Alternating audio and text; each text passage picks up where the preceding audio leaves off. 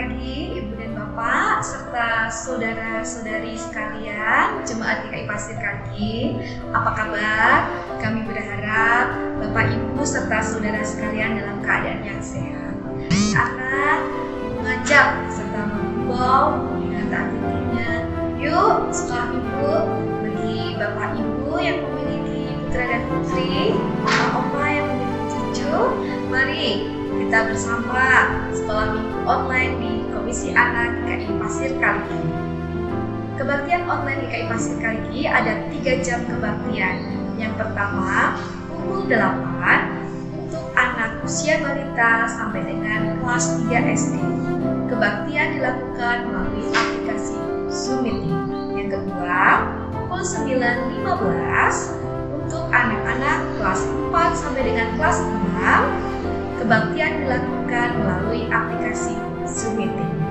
Dan yang ketiga, untuk anak-anak tunas remaja atau anak-anak yang mengikuti kelas 7 dan 8 SMP, pukul 10. Kebaktian dilakukan dengan aplikasi Google Meet. Mari Bapak dan Ibu ajak anak-anak untuk sekolah. Kami tunggu kehadirannya. Terima kasih atas perhatiannya. Tuhan Yesus memberkati. Teman-teman semua, kita akan sekolah minggu gabungan lagi. Kita akan sekolah minggu bersama dengan adik-adik balita, kelas kecil, kelas besar, dan kakak tunas remaja. Kita akan bersama-sama memperingati kenaikan Tuhan Yesus ke surga. Hari Minggu, tanggal 16 Mei 2021, jam 9 pagi, melalui aplikasi Zoom Meeting. Kita akan memuji Tuhan bersama, mendengarkan cerita tentang sukacita dalam Tuhan. Juga ada kuis. Nanti ikutan jawab ya. Asik. Sampai jumpa.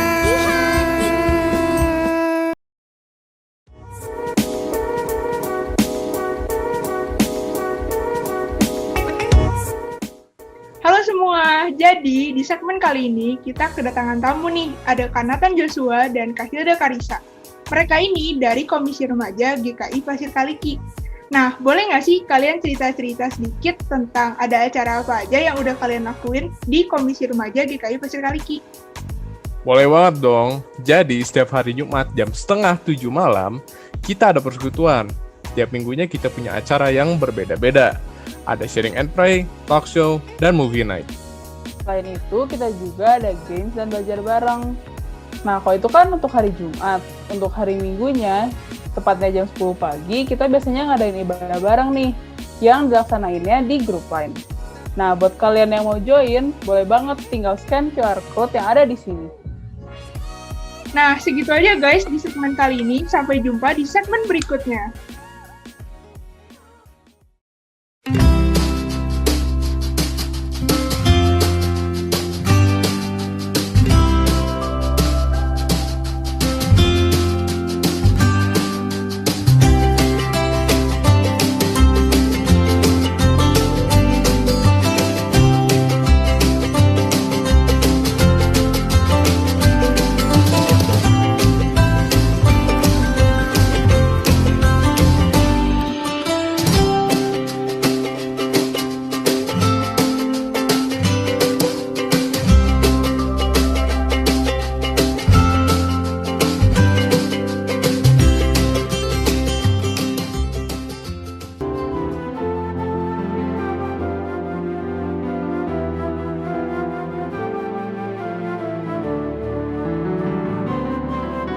Menjadi saluran berkat kasih Allah bagi sesama menjadi sangat penting di masa pandemi ini.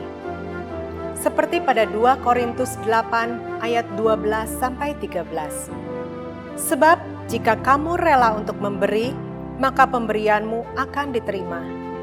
kalau pemberianmu itu berdasarkan apa yang ada padamu, bukan berdasarkan apa yang tidak ada padamu.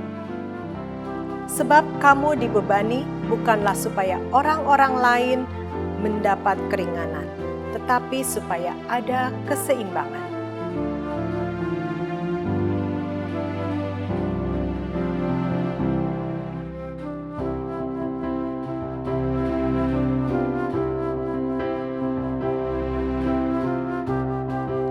Mari kita lanjutkan tugas pelayanan peduli COVID dengan terus bersama-sama menolong yang terdampak, baik anggota jemaat, simpatisan, maupun warga sekitar sesama kita, dengan menyisikan berkat yang Tuhan limpahkan kepada kita dan menyalurkannya dalam persembahan peduli COVID pada rekening gereja GKI Pasir Kaliki.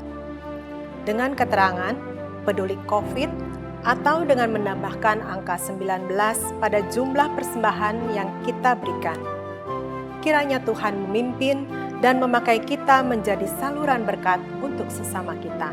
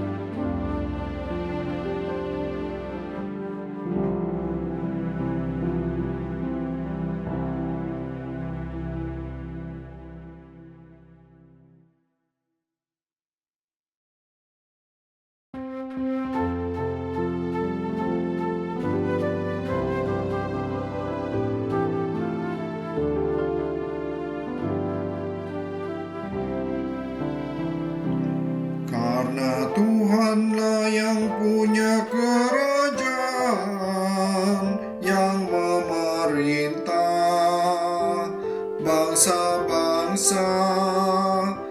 Karena Tuhanlah yang punya kerajaan, yang memerintah bangsa-bangsa. Karena Tuhanlah yang punya kerajaan,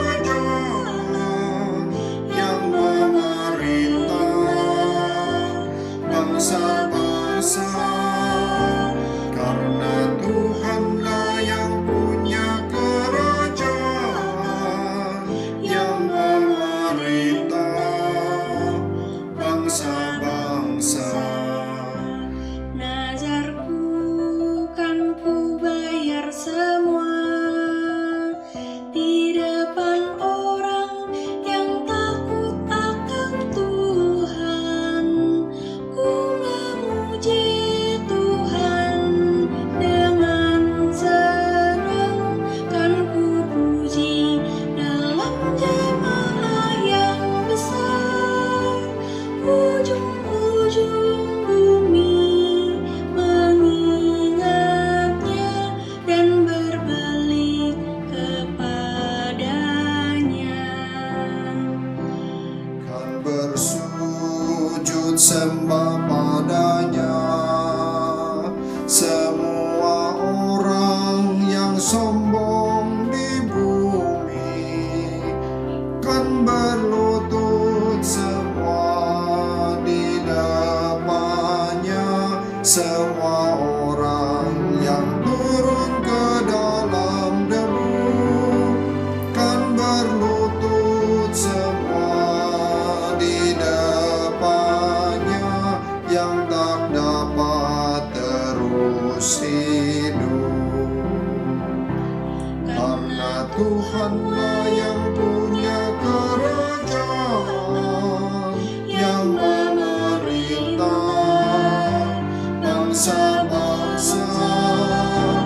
Karena Tuhanlah yang punya kerajaan, yang memerintah bangsa-bangsa.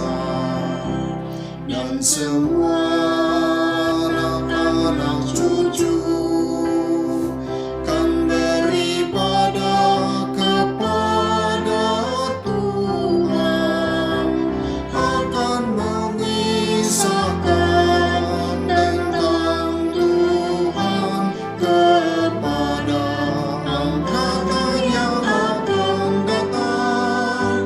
Kan beritakan keadilan Tuhan pada bangsa yang kan lahir. Karena Tuhanlah yang punya kerajaan, yang memerintah bangsa-bangsa. Karena Tuhanlah yang punya kerajaan, yang memerintah bangsa-bangsa.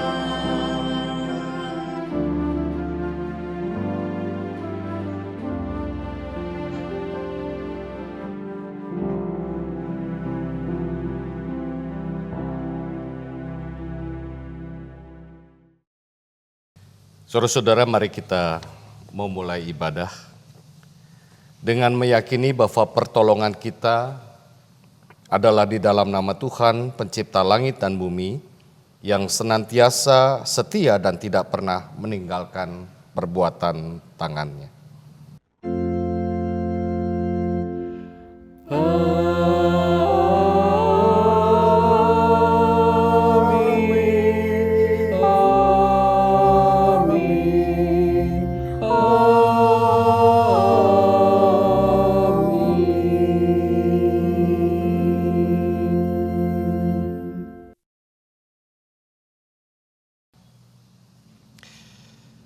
Kasih karunia dan damai sejahtera dari Allah Bapa kita dan dari Tuhan Yesus Kristus menyertai saudara. Dan beserta saudara juga. Kebaktian minggu ini bertemakan bertumbuh dalam Kristus, berbuah dalam karya. Melalui tema ini, kita diajak untuk belajar pada ajaran Tuhan Yesus, sehingga kehidupan kita mengalami pertumbuhan yang baik, dan akhirnya dimampukan untuk menghadirkan karya bagi kemuliaan nama Tuhan. Seperti gambaran akan pertumbuhan pohon anggur, ranting tidak dapat berkembang dan berbuah jika tidak terhubung dengan pokok anggur. Hal ini juga ditegaskan oleh perkataan Yesus kepada murid-Nya dalam Yohanes 15 ayat yang ke-5.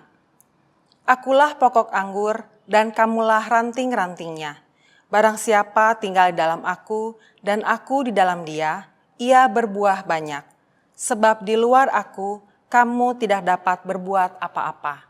Kiranya kita memeriksa apakah hidup beriman kita sudah sungguh berpaut pada pokok anggur yang benar, yaitu Kristus.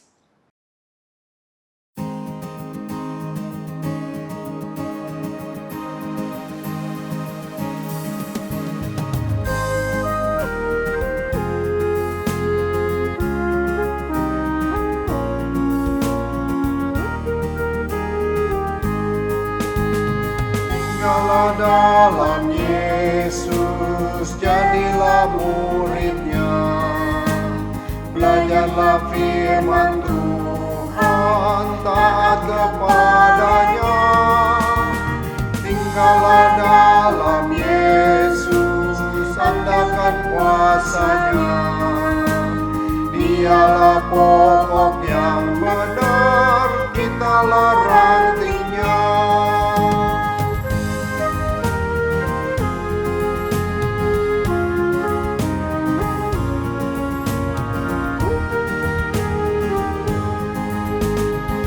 Kita sebagai ranting pasti berbuahlah, asal dengan setia tinggal di dalamnya. Tinggallah dalam Yesus, muliakan namanya. Hidup berlimpah kurnia hanya di dalamnya.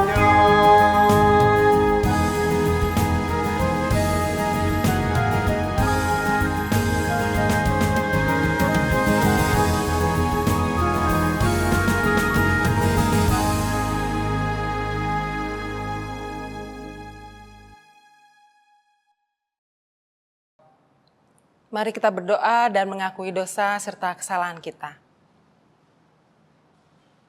Ya Tuhan, terima kasih kami masih diberi kesempatan mengakui kesalahan dan dosa yang kami perbuat dalam perkataan, dalam perbuatan, baik yang kami sadari maupun yang tidak kami sadari. Seringkali kami hanya mengandalkan kekuatan kami dan berjalan sesuai kehendak pribadi. Maafkan kami yang lemah ini ya Tuhan. Ingatkan dan pimpin kami terus untuk kami boleh selalu belajar memperbaiki diri dan hanya bersandar serta melakukan seperti yang Engkau kehendaki. Terima kasih Tuhan. Amin.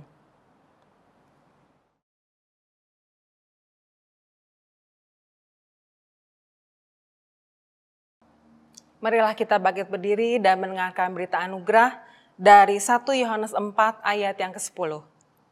Inilah kasih itu. Bukan kita yang telah mengasihi Allah, tetapi Allah yang telah mengasihi kita dan yang telah mengutus anaknya sebagai pendamaian bagi dosa-dosa kita. Demikianlah berita anugerah dari Tuhan. Syukur kepada Allah. Damai Kristus bagimu. Damai Kristus bagimu juga.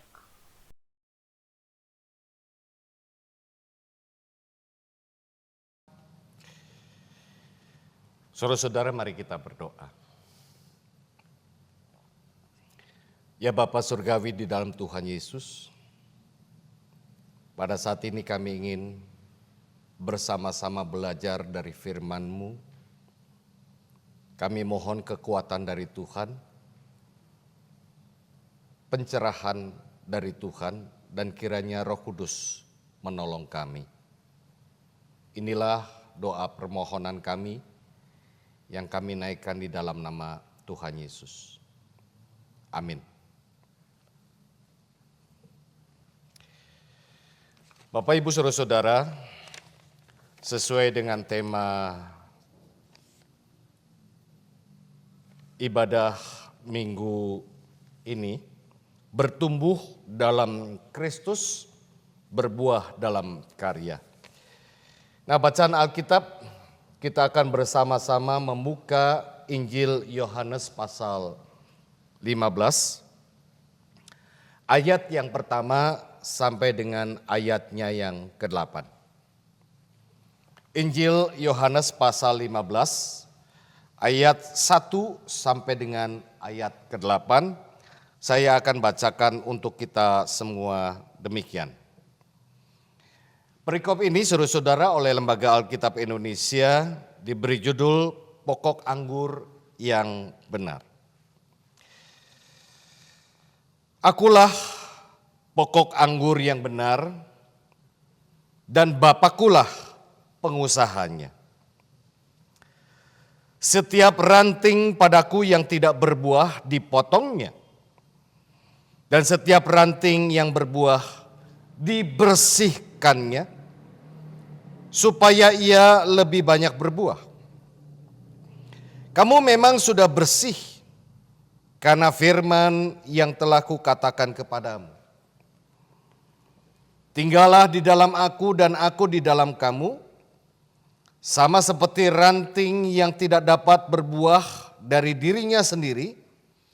Kalau ia tidak tinggal pada pokok anggur, demikian juga kamu tidak berbuah jikalau kamu tidak tinggal di dalam aku. Akulah pokok anggur dan kamulah ranting-rantingnya. Barang siapa tinggal di dalam aku dan aku di dalam dia, ia berbuah banyak. Sebab di luar aku kamu tidak dapat berbuat apa-apa. Barang siapa tidak tinggal di dalam aku, ia dibuang keluar seperti ranting dan menjadi kering. Kemudian dikumpulkan orang dan dicampakkan ke dalam api lalu dibakar. Jikalau kamu tinggal di dalam aku dan firmanku tinggal di dalam kamu, mintalah apa saja yang kamu kehendaki dan kamu akan menerimanya. Dalam hal inilah Bapakku dipermuliakan, yaitu jika kamu berbuah banyak, dan dengan demikian kamu adalah murid-muridku. Demikianlah Injil Yesus Kristus. Yang berbahagia ialah mereka yang mendengarkan firman Tuhan dan yang memeliharanya. Haleluya.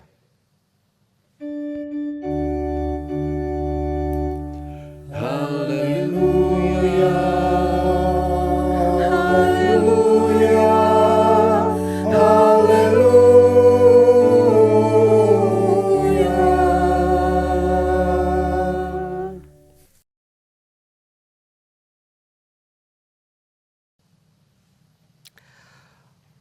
Selamat hari Minggu Bapak Ibu Saudara-saudara yang dikasihi oleh Tuhan. Hari ini kita akan belajar bersama tentang tema yang sering kita bahas, yakni bertumbuh dalam Kristus, berbuah dalam karya. Nah, tema ini kemudian difokuskan pada bacaan Injil Yohanes pasal 15 ayat 1 sampai dengan 8 seperti yang telah kita baca dan dengar bersama. Nah, saudara-saudaraku, sebelum kita masuk pada topik itu, ada baiknya kita mengerti terlebih dahulu konteks bacaan ini. Jika kita perhatikan dengan seksama, sebetulnya bacaan ini merupakan wejangan Tuhan sebelum ia mengalami penderitaan. Artinya, sebelum berpisah dengan para muridnya, ia terlebih dahulu memberikan nasihat kepada para muridnya agar mereka benar-benar mengingat dan melakukan ajarannya dengan sungguh-sungguh. Jadi boleh dikatakan bukan sekedar salam perpisahan, tetapi ada sesuatu yang ingin agar para murid pahami dan hayati dengan betul. Nah, kini pertanyaannya adalah apa isi wejangannya, apa isi nasihatnya, apa isi pesannya.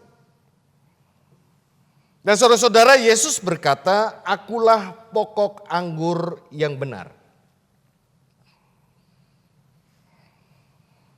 Ia mengucapkan kalimat itu di hadapan para murid yang tentunya sudah sangat mengenal apa itu pohon anggur. Karena pohon anggur sangat mudah ditemukan, dijumpai di Israel. Dan itu adalah pohon yang begitu lazim, tanaman yang begitu lazim. Nah, seperti juga yang kita jumpai di sekitar kita, saudara-saudara, pohon anggur ini termasuk tanaman menjalar. Memiliki suatu batang tunggal yang keras dengan ranting-ranting yang saling berkait satu dengan yang lain. Pada ranting-ranting itulah daun dan buahnya bergelantungan. Nah, hubungan antara Allah dan umatnya itu digambarkan ibarat petani sebagai pengusaha dengan pokok anggur. Namun yang menarik saudara-saudara adalah yang menjadi pokok anggur bukanlah umat Allah. Bukanlah jemaat, bukanlah orang Kristen itu sendiri, melainkan Yesus Kristus. Justru umat Allah, yaitu kita, digambarkan sebagai ranting-ranting atau carang-carang dari pokok anggur itu. Kita adalah para ranting. Nah, mari kita perhatikan kembali kata kalimat Tuhan Yesus. Ia berkata, "Akulah pokok anggur yang benar." Mengapa Yesus tidak cukup dengan berkata, "Akulah pokok anggur"? Mengapa di situ harus ada kata yang benar? Akulah pokok anggur yang benar. Nah, saudara-saudara, itu bisa dilihat dari jenis rantingnya.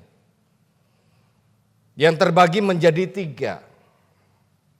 Ada 3 jenis ranting. Yang pertama, saudara-saudara, ranting yang melekat pada pokok. Ia bertumbuh dengan subur, kemudian berbuah. Ranting yang kedua, saudara-saudara, ranting yang menempel pada pokok, tumbuh subur dengan daun yang begitu lebat, tetapi tidak berbuah. Dan yang ketiga, saudara-saudara, ranting yang menempel pada pokok, tidak bertumbuh, malah layu dan mengering. Nah, sebetulnya saudara-saudara, semua ranting yang melekat pada pokok itu mendapatkan nutrisi dan makanan yang sama. Ia hidup karena melekat pada pokok itu, jadi kita bertumbuh itu karena kita melekat pada Tuhan, kita berbuah pun karena kita melekat pada Tuhan. Segala hikmat dan kekuatan akan kita peroleh bila kita melekat pada pokok, yaitu Tuhan. Dan semua yang kita butuhkan sudah ada di dalam Tuhan. Namun persoalannya, seperti apakah kita sebagai ranting? Bila ranting yang tumbuh subur dan berbuah, kita sudah paham maksudnya. Maka ranting yang subur dan berbuah, dia hanya dibersihkan dari kotoran-kotoran yang lain. Supaya apa? Dia tidak terganggu untuk terus berbuah. Begitu juga ranting yang melekat pada pokok, tetapi layu dan kering, itu juga kita bisa mengerti. Ranting yang layu dan kering sudah pasti akan dipotong dan dibuang karena apa? Tidak berguna. Tetapi saudara-saudara, bagaimana dengan ranting yang berdaun lebat tetapi tidak berbuah?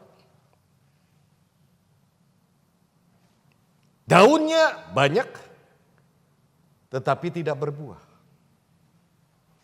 Hal inilah sebenarnya merujuk pada bangsa Israel sebagai umat pilihan.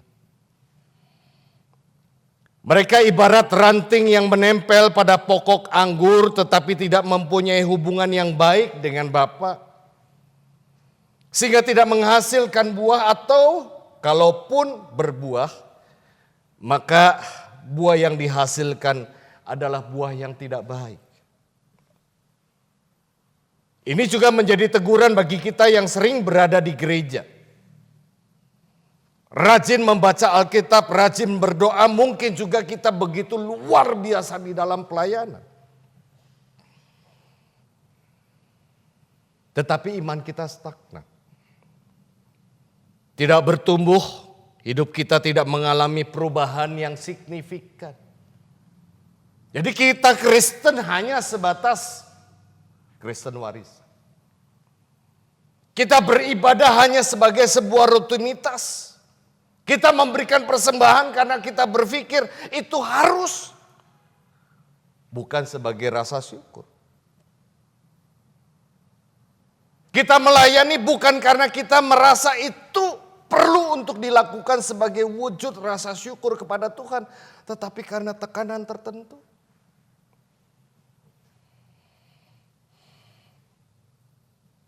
Bila kita masih membedakan orang, atau mungkin yang tidak suka, yang tidak kita suka kita singkirkan, kita milih yang kita suka.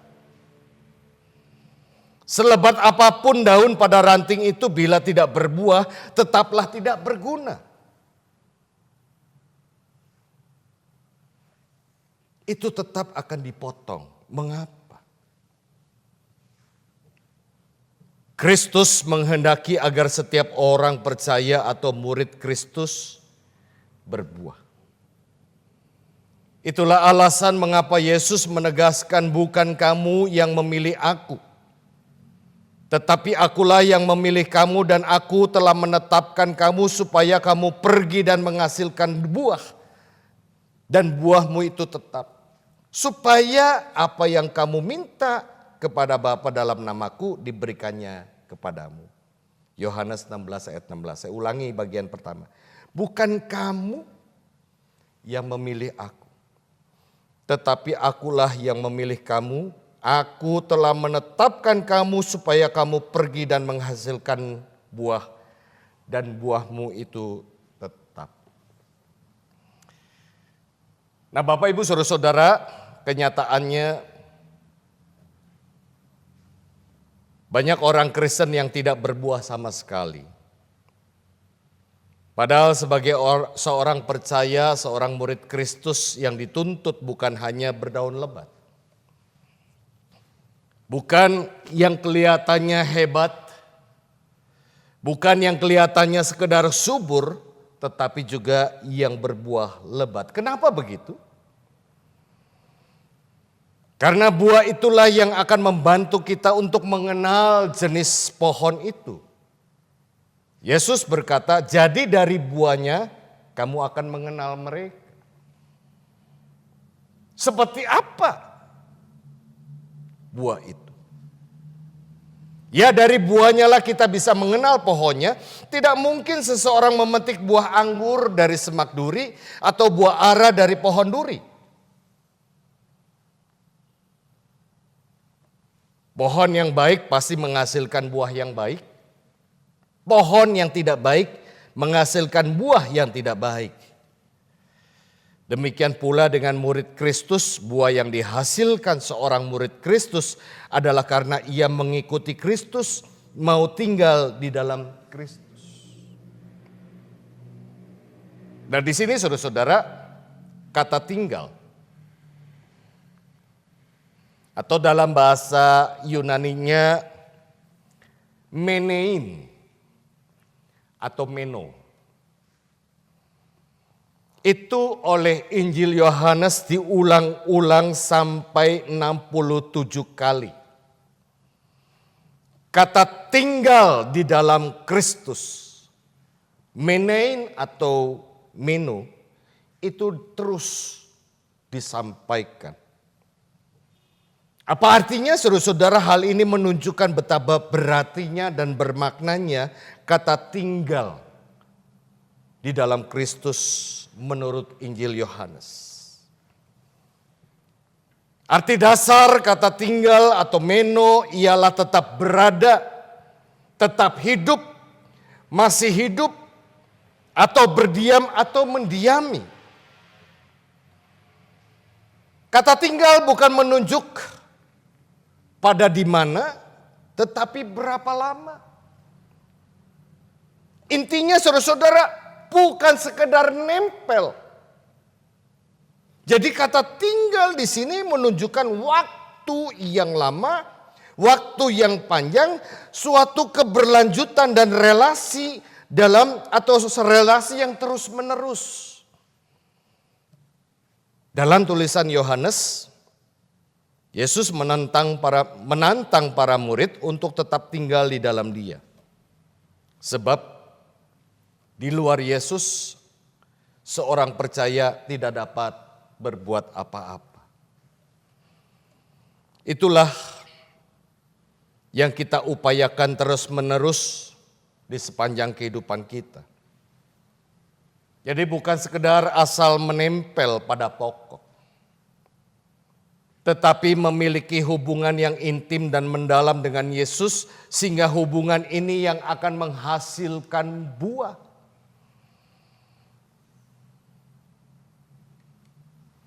Dan proses pembersihan atau pemotongan ranting juga menjadi hal yang dianggap penting bagi pohon anggur supaya tetap produktif menghasilkan buah. Ranting-ranting yang tidak berguna dipotong, tetapi ranting yang berbuah dibersihkan supaya lebih lagi banyak buahnya. Demikian juga dengan seorang murid Kristus, seorang murid dapat berbuah jika ia tinggal tetap dalam Yesus. Ranting-ranting yang perlu dipotong harus segera dipotong, dan ranting yang sudah berbuah lebat dibersihkan supaya lebih banyak lagi menghasilkan buah. Dengan demikian kita adalah murid Yesus dan nama Tuhan dimuliakan lewat buah kehidupan kita. Jadi Bapak Ibu Saudara-saudara yang dikasih oleh Tuhan, sekalipun disebut bahwa kita harus berbuah, itu bukanlah menjadi tujuan utama hidup beriman. Kita memang harus berbuah, tetapi berbuah yang seperti apa? Perhatikan Yohanes 15 ayatnya yang ke-8. Ayatnya yang ke-8. Saya akan bacakan. Dalam hal inilah Bapakku dipermuliakan, yaitu jikalau kamu berbuah banyak, dan dengan demikian kamu adalah murid-muridku. Jadi di situ berbuah memiliki korelasi yang kuat dengan Bapa yang dipermuliakan. Jadi saudara-saudara, jika kita berbuah tetapi hanya demi kemuliaan diri sendiri, menepuk dada diri sendiri agar kita merasa hebat, merasa kuat, itu menjadi tidak berguna sama sekali, sebab ia berkarya bukan untuk meninggikan Tuhan. Ia melakukan pelayanan bukan untuk memuliakan Tuhan, tetapi dirinya sendiri.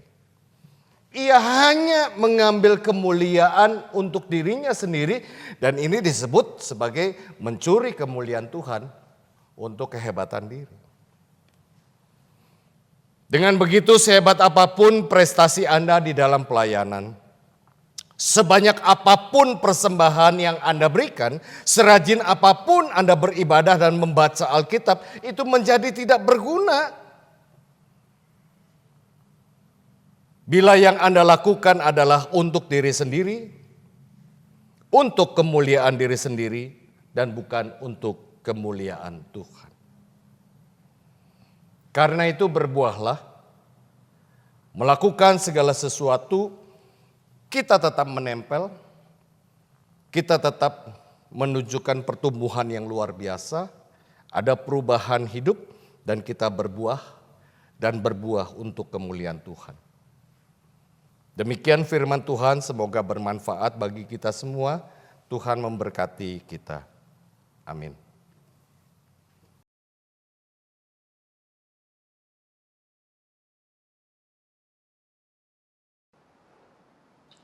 Marilah kita bersama umat Tuhan di masa lalu, masa kini, dan masa depan, mengingat pengakuan pada baptisan kita menurut pengakuan iman berdasarkan pengakuan iman rasuli. Aku percaya kepada Allah, Bapa yang Maha Kuasa, Halik langit dan bumi, dan kepada Yesus Kristus, anaknya yang tunggal Tuhan kita, yang dikandung daripada Roh Kudus, lahir dari anak darah Maria, yang menderita sengsara di bawah pemerintahan Pontius Pilatus, disalibkan, mati dan kuburkan, turun ke dalam kerajaan maut. Pada hari yang ketiga, bangkit pula dari antara orang mati, naik surga, duduk sebelah kanan Allah, Bapa yang Maha Kuasa, dan dari sana Ia akan datang untuk menghakimi orang yang hidup dan yang mati. Aku percaya kepada Roh Kudus, Gereja yang kudus dan am, persekutuan orang-orang kudus, pengampunan dosa, kebangkitan orang mati, dan hidup yang kekal. Amin.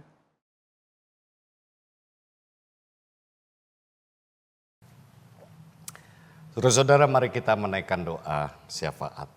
Kita berdoa. Ya Allah Bapa Surgawi di dalam Tuhan Yesus, terima kasih Tuhan, kalau kami diingatkan kembali, agar kami terus bertumbuh di dalam Tuhan, mendapatkan nutrisi makanan yang baik, yaitu firman Tuhan yang memberikan kami perubahan hidup, firman Tuhan yang memberikan pencerahan, agar kami benar-benar diubahkan di dalam Tuhan. Dan pada saatnya Tuhan, di dalam pertumbuhan kami juga bisa menghasilkan buah. Tetapi buah yang kami hasilkan bukanlah buah untuk diri sendiri, bukan untuk kemuliaan diri sendiri, tetapi yang kami pikirkan, yang menjadi fokus utama adalah setiap karya yang kami berikan adalah untuk kemuliaan Tuhan. Bukan keagungan siapapun, tetapi keagungan Tuhan. Kami ingin berdoa untuk setiap gereja dimanapun, di dalam melakukan pelayanan, maka yang terutama adalah Tuhan yang ditinggikan. Dan orang mengenal kita dari kasih yang memang Tuhan ajarkan. Dan orang mengenal kami adalah dari kasih yang kami wujudkan. Bukan karena kami hebat, bukan karena kami luar biasa, tetapi Kristus yang luar biasa di dalam kami. Ini juga yang kami syukuri, ini juga yang membuat kami bisa mengoreksi dan melakukan introspeksi diri. Agar apa yang terus kami kerjakan adalah untuk kemuliaan nama Tuhan. Kami berdoa Tuhan untuk kondisi saat ini, pandemi COVID yang terus berlangsung, dan juga kami bersyukur di mana vaksinasi terus dilakukan, dan kami bersyukur juga Tuhan karena sekarang mereka yang terpapar COVID semakin lama semakin berkurang. Namun ini tidak membuat kami menjadi kehilangan kewaspadaan.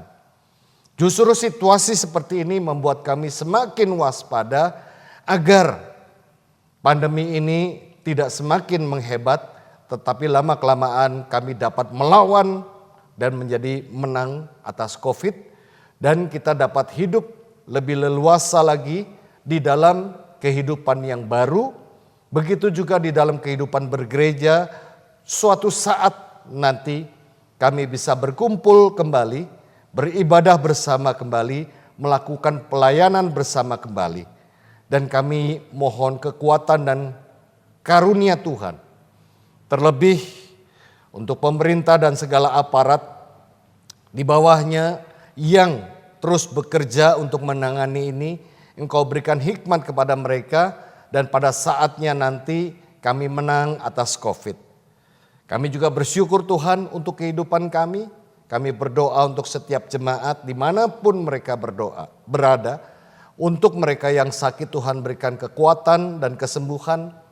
Mereka yang sembuh, mereka yang sepuh, Tuhan juga yang kiranya tolong mereka menjadi teman yang setia di dalam kesendirian mereka. Dan terutama Tuhan, kami mohon Tuhan memberikan kebahagiaan yang sejati di hati mereka. Kami juga ingin bawa setiap pergumulan anggota jemaat-Mu, baik mereka yang bergumul di dalam masalah keluarga, masalah ekonomi. Kami yakin dan percaya Tuhanlah tempat kami untuk berteduh, tempat kami untuk menyampaikan segala sesuatu. Engkau adalah tempat kami untuk berserah. Dan kami yakin Engkau mendengar setiap keluh kesah kami. Dan Engkau juga yang akan menjawab setiap pergumulan kami, yang tentunya sesuai dengan kehendak Tuhan di dalam hidup kami masing-masing. Terima kasih Bapa, kami bersyukur. Inilah doa yang jauh dari sempurna, yang kami naikkan hanya di dalam nama Tuhan Yesus. Amin. Umat yang dikasihi Tuhan, mari kita mengumpulkan persembahan syukur kita dengan melandaskannya dari Mazmur 22 ayat 26b demikian. Orang yang mencari Tuhan akan memuji-muji Dia. Biarlah hatimu hidup untuk selamanya. Persembahan dapat kita kumpulkan dengan memasukkan dalam amplop khusus dan yang dapat kita kumpulkan pada saat kita beribadah kembali di gedung gereja. Dan bagi jemaat yang menginginkan persembahannya dikumpulkan ke gereja, dapat menghubungi tata usaha atau penatua agar amplop persembahan yang sudah disiapkan dapat diambil. Atau dapat pula memberikan persembahan dengan cara mengirimkannya melalui nomor rekening GKI Pasir Kaliki atau dengan scan QR Code yang telah tersedia.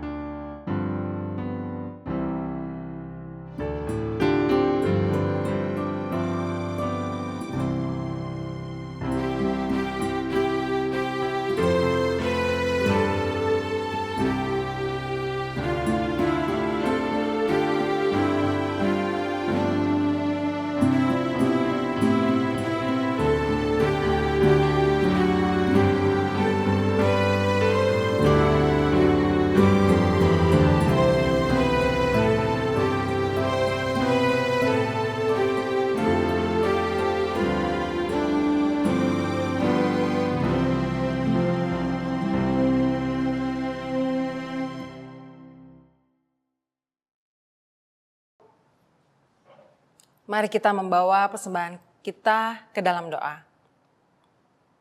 Ya Allah Bapa kami membawa persembahan sebagian berkat yang Kau berikan sebagai perwujudan rasa syukur kami atas pemeliharaan yang Engkau berikan. Kiranya Engkau berkenan menerima persembahan syukur kami ini, dan pimpinlah kami agar dapat menjadi saluran kasih Allah kepada sesama kami. Serta terimalah juga persembahan hati dan hidup kami. Terima kasih Tuhan. Amin.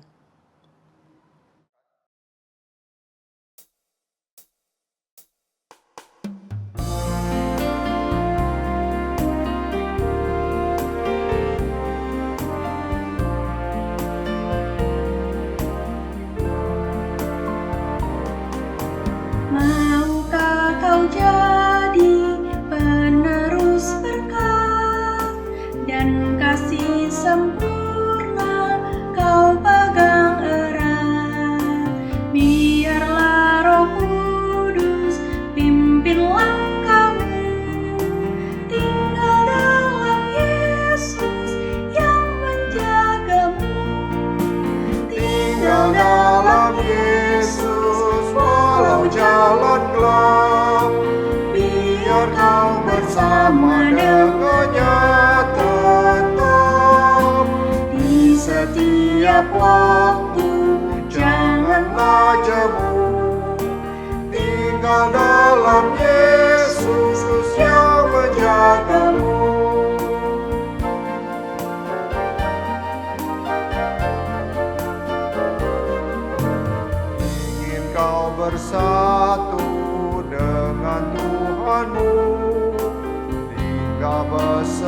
hanya selama hidup, dan tetap berdoa tak kena jemu.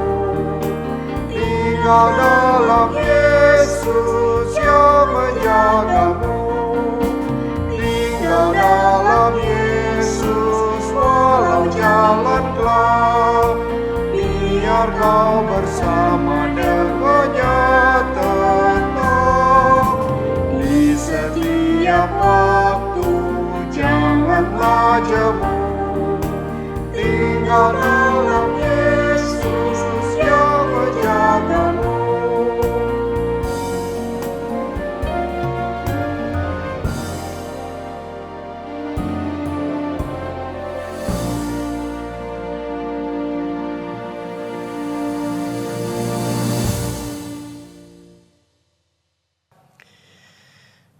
Bapak, Ibu, Saudara-saudara, mari kita terus bertumbuh dan dewasa dalam iman kepada Kristus.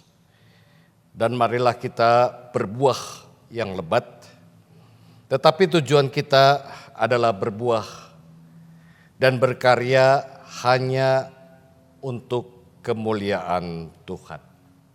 Kini mari kita mengarahkan hati kepada Tuhan dan kita menerima berkat-Nya. Tuhan memberkati engkau dan melindungi engkau. Tuhan menyinari engkau dengan wajah-Nya dan memberi engkau kasih karunia.